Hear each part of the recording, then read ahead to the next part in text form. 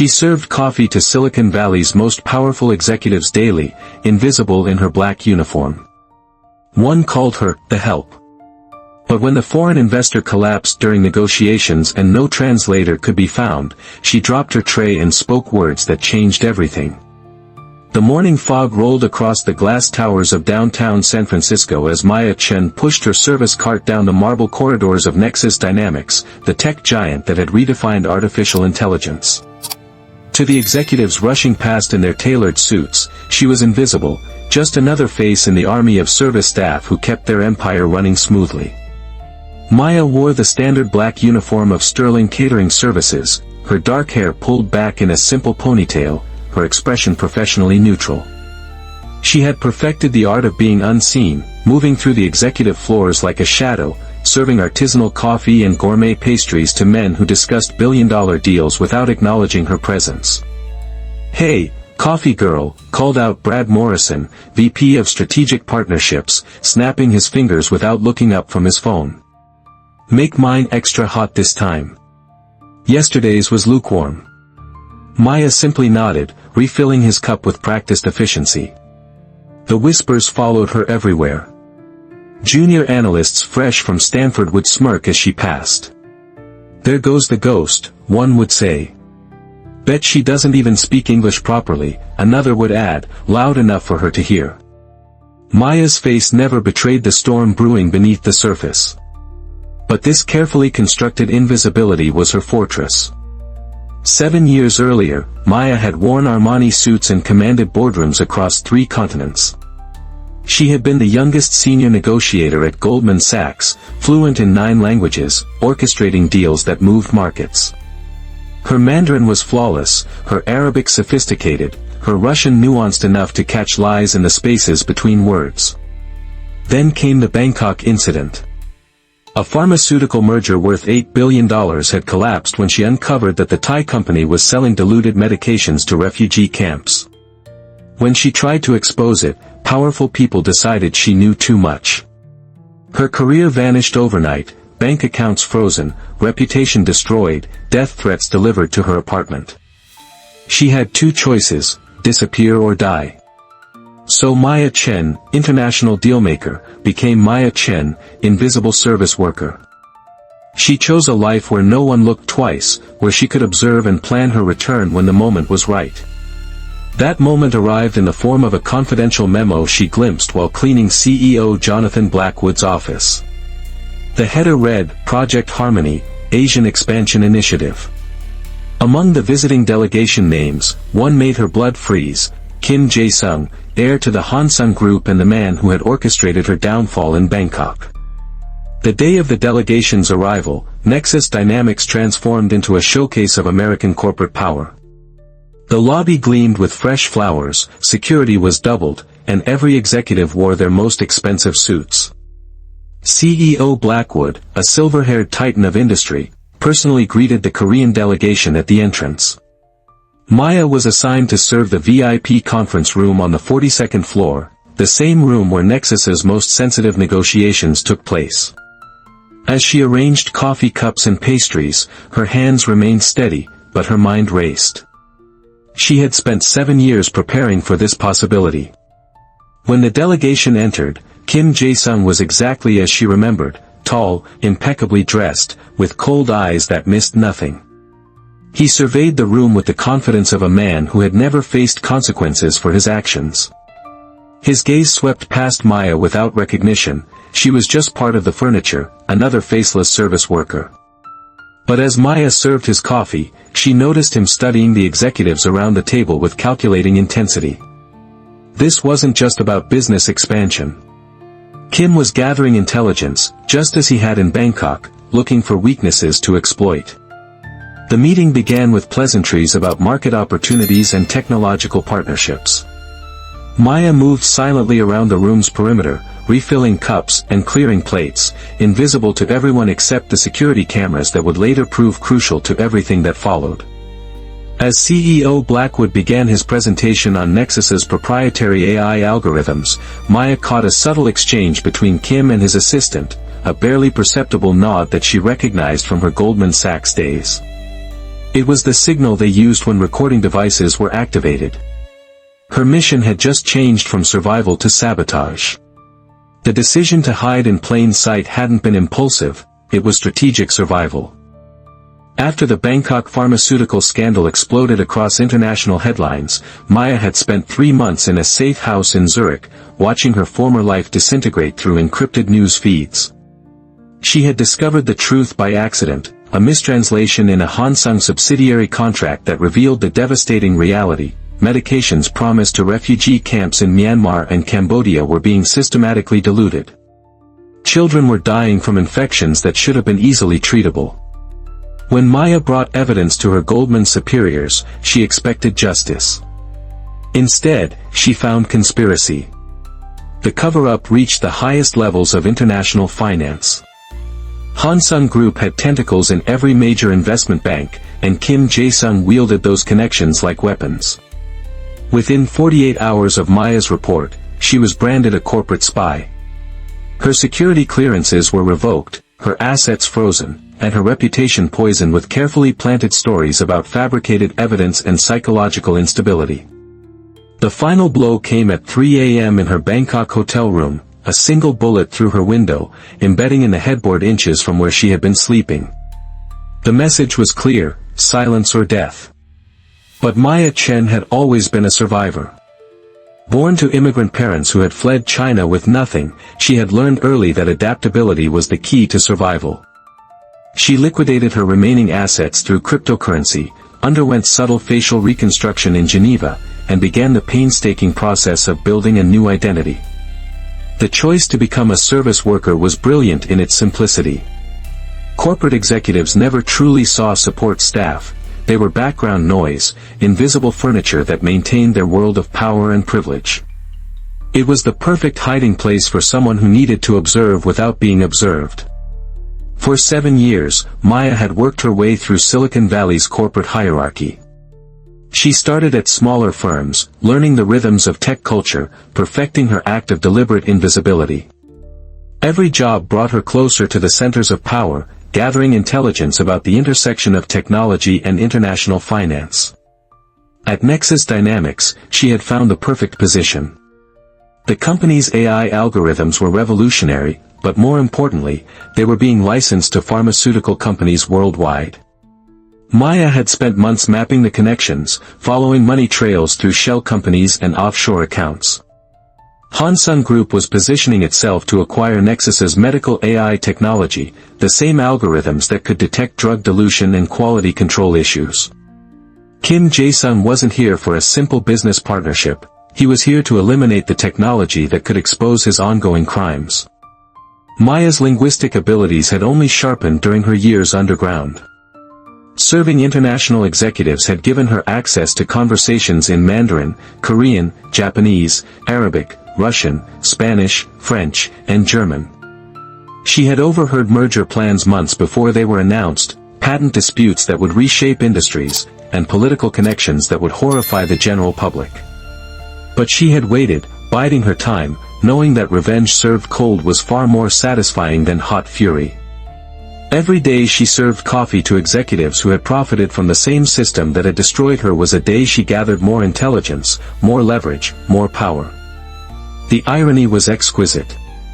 Kim Jae-sung and his enablers believed they had successfully eliminated Maya Chen, international dealmaker. They never imagined she had evolved into something far more dangerous, a ghost in their machine, watching and learning from the shadows they had forced her to inhabit. Her preparation had been meticulous.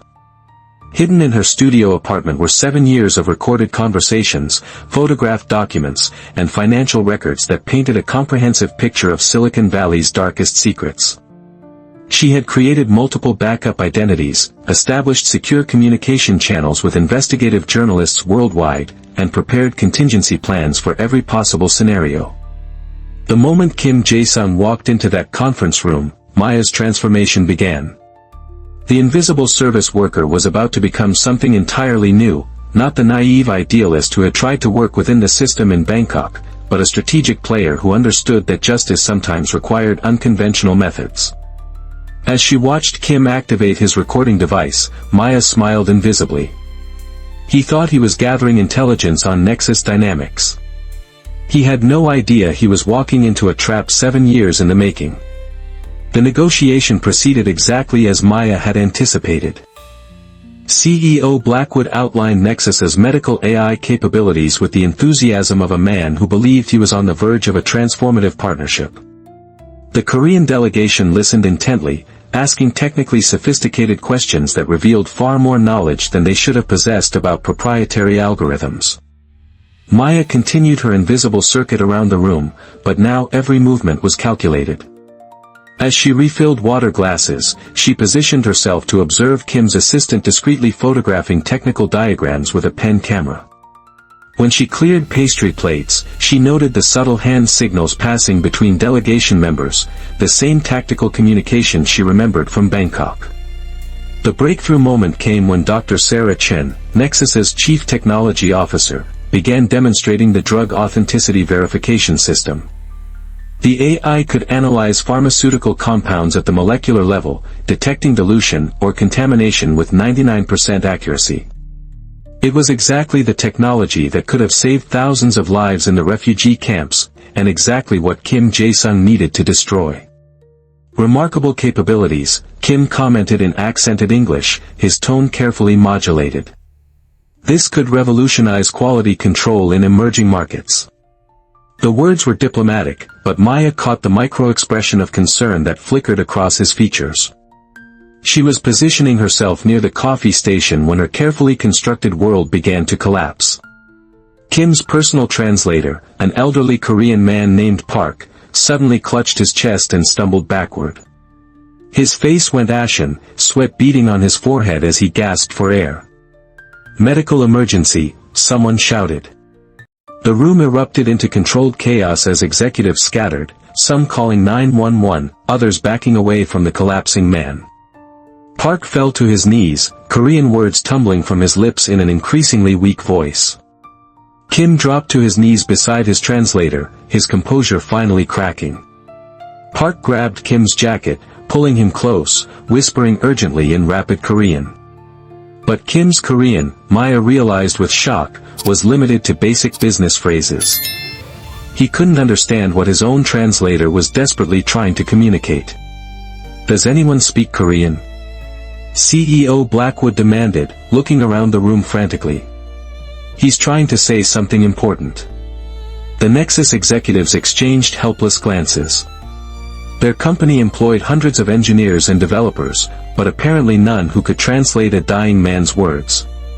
Kim was shouting into his phone, calling for medical assistance, but Park's whispers were growing weaker. Maya found herself at a crossroads that would define everything that followed. She could maintain her cover, let Park's words die with him, and continue her long-term surveillance. Or she could reveal herself and potentially save crucial information that might be linked to something far more important than corporate espionage. Park's eyes found hers across the room.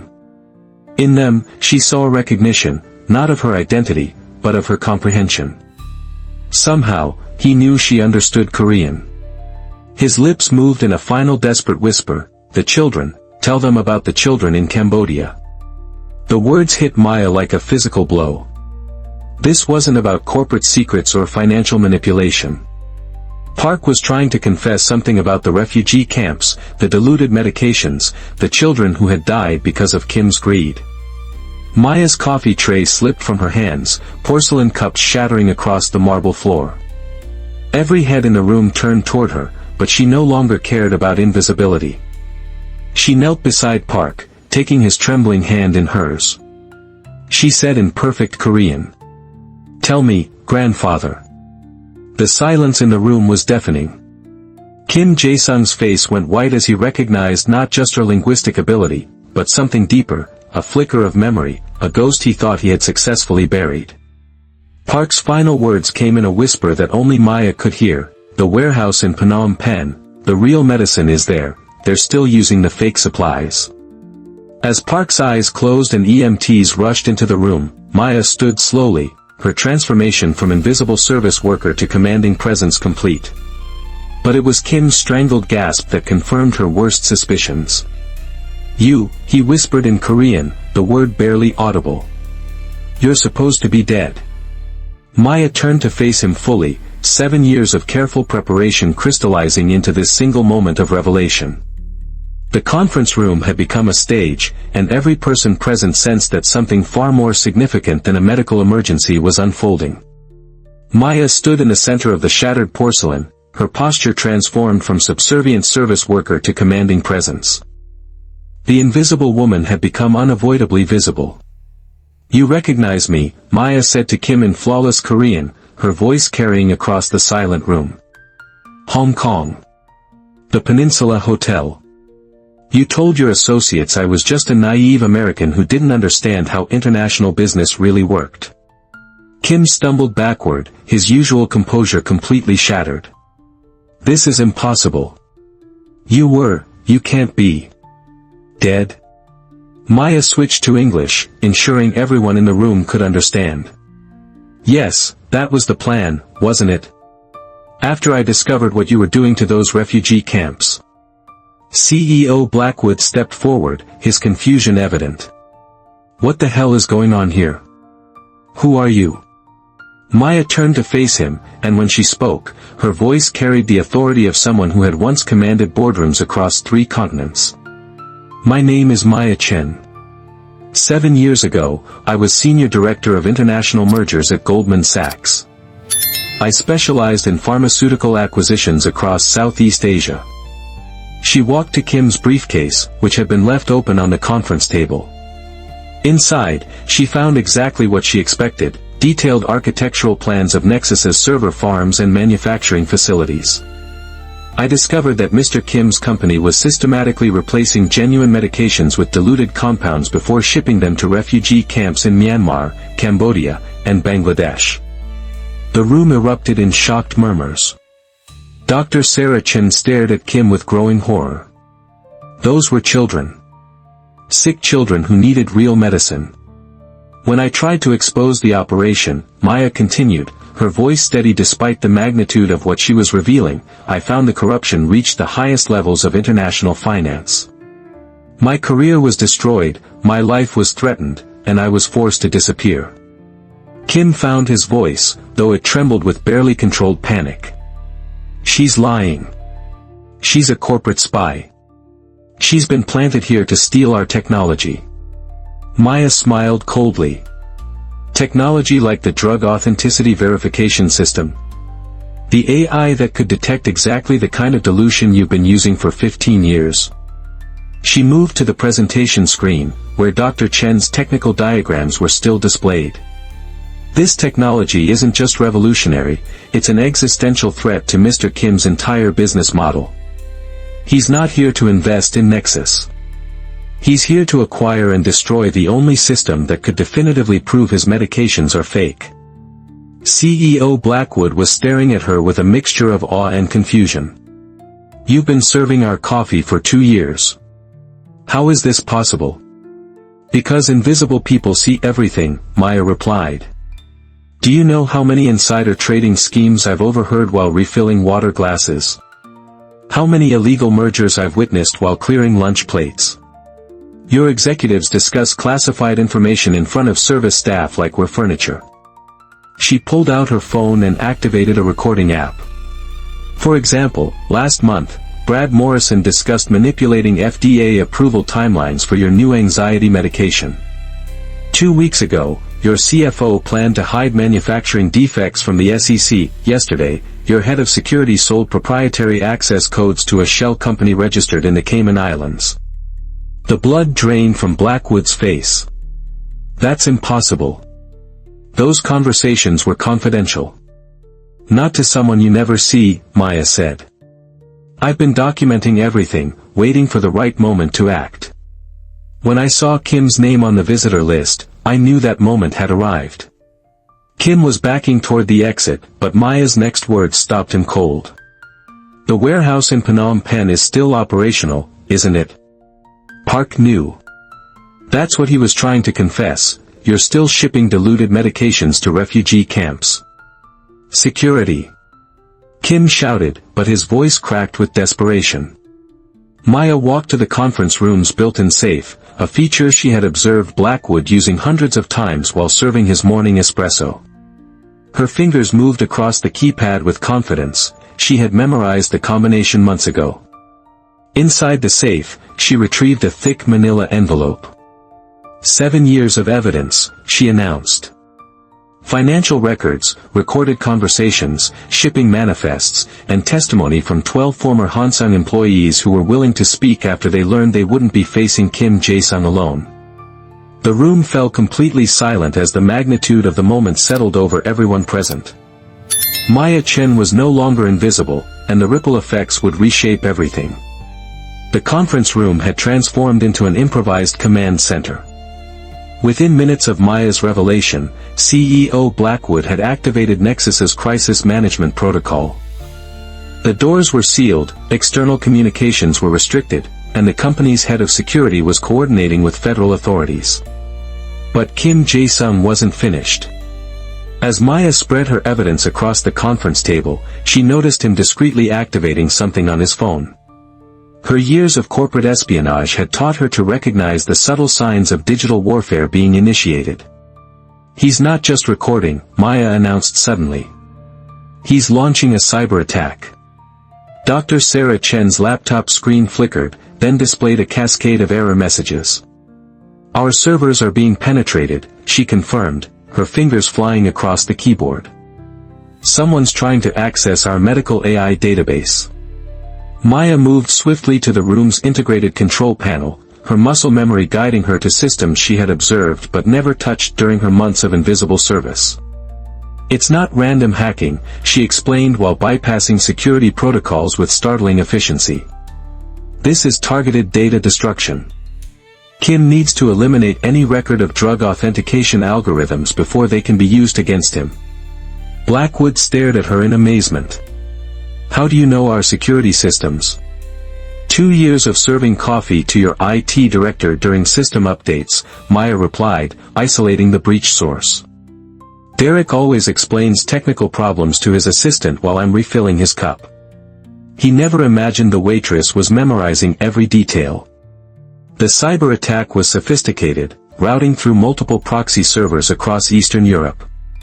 But Maya recognized the signature, the same digital fingerprints she had encountered during her Goldman Sachs investigations. Kim's organization had been using this exact methodology to destroy evidence for over a decade. "I can stop this," Maya said, "but I need administrative access to your quantum encryption system." Dr. Chen hesitated. "That requires dual authorization from both CEO and CTO." "Then authorize it," Blackwood ordered. "Now." Maya's fingers moved across the keyboard with the precision of someone who had once commanded Goldman's most advanced trading algorithms. She traced the attack vectors, identifying each penetration point, then began implementing countermeasures that went far beyond standard cybersecurity protocols. "This isn't just about destroying your data," she explained while working. "Kim's attack is designed to implant false research records. He wants to make it appear that Nexus's drug authentication system produces inaccurate results. If he succeeds, your technology will be discredited before it can expose his operations."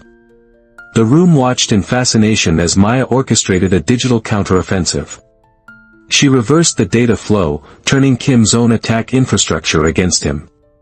Instead of destroying Nexus's records, she began extracting information from Kim's servers in Seoul. "Impossible," Kim whispered, watching his own confidential files appear on the conference room's main screen. "You taught me this technique in Bangkok," Maya replied without looking up. "Remember? You explained how digital evidence could be manipulated to destroy inconvenient witnesses. I've spent 7 years perfecting your methods." What appeared on screen was devastating. Shipping records showing diluted medications sent to 12 refugee camps, financial transfers totaling $800 million, and most damning of all, internal communications discussing acceptable casualty rates among refugee populations. But Maya wasn't finished. She accessed Kim's current operational data, revealing that the fake medication scheme was still active. Real-time GPS tracking showed trucks carrying diluted supplies heading toward camps in Bangladesh and Myanmar at that very moment. Dr. Chen, Maya called out, "Can your authentication system interface with international shipping databases?" Theoretically, yes, but it would require administrative override of export control systems, Maya completed. I know. I helped design similar protocols at Goldman. Working together, Maya and Dr. Chen created an unprecedented digital intervention.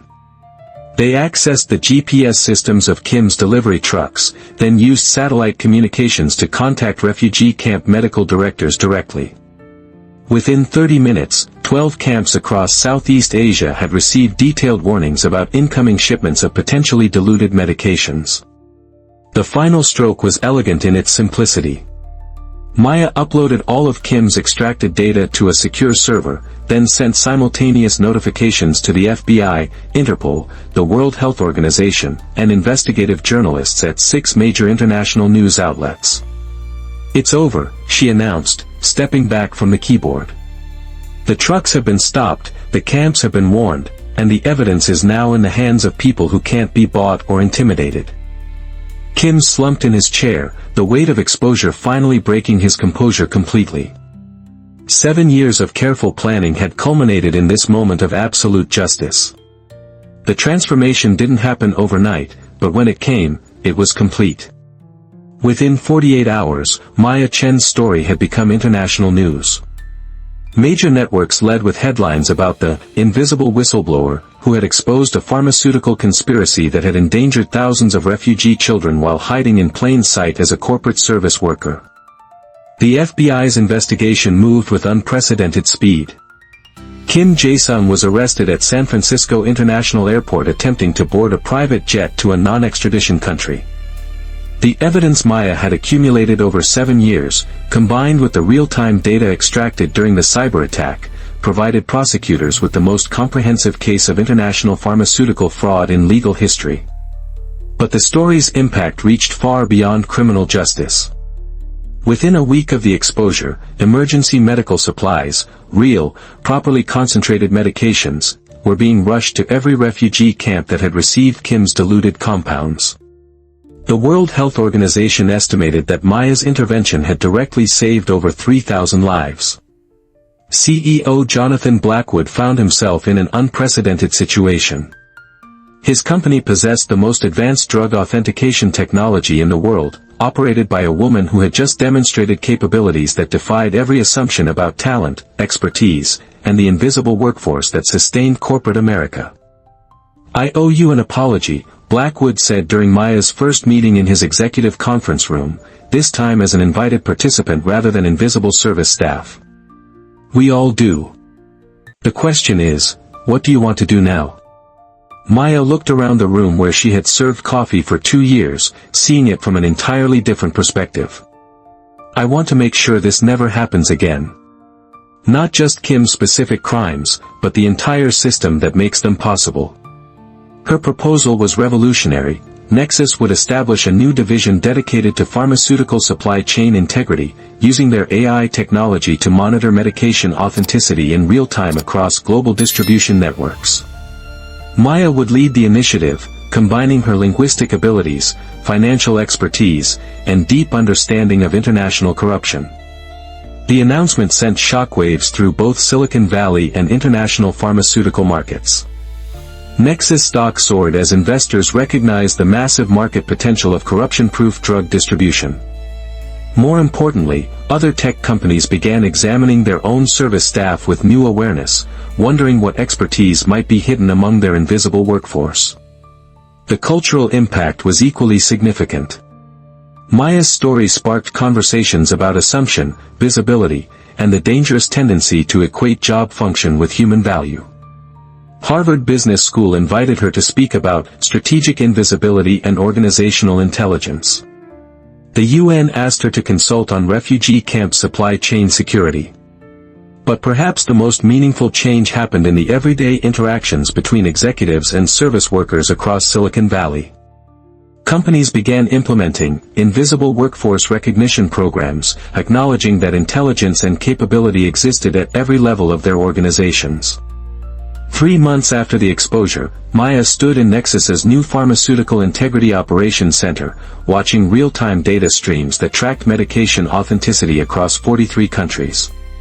Her team included former refugees who had survived diluted medication crises, investigative journalists, international law enforcement officers, and reformed pharmaceutical executives seeking redemption. The morning news played on screens throughout the center, reporting Kim Jae-sung's conviction on 47 counts of international fraud and crimes against humanity. He had been sentenced to 35 years in federal prison, with additional charges pending in 6 other countries.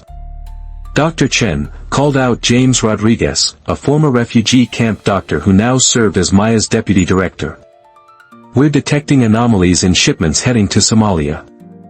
The molecular signatures suggest dilution consistent with the Bangkok operation." Maya smiled, settling into her command chair. "Then let's stop them. Send alerts to the camps, notify Interpol, and prepare evidence packages for local prosecutors." As her team sprang into action, Maya reflected on the journey from invisible service worker to guardian of global pharmaceutical integrity. The irony wasn't lost on her. The very invisibility that had been weaponized against her had ultimately become her greatest strength. The final news segment of the day featured an interview with Dr. Amara Hassan, a Sudanese physician working in a Bangladeshi refugee camp. "Maya Chen saved my patients," Dr. Hassan said. But more than that, she proved that heroes don't always announce themselves. Sometimes they just quietly serve coffee until the moment the world needs them to step forward. Maya turned off the news feed, knowing that somewhere in Silicon Valley's corporate towers, another invisible worker might be observing, learning, and preparing to change the world. The revolution had begun with recognition. Everyone deserves respect, everyone has value, and everyone's story matters. What stories of hidden capability have you witnessed in your own workplace? Comment with respect about the invisible heroes you've encountered. Their experiences deserve to be heard and honored.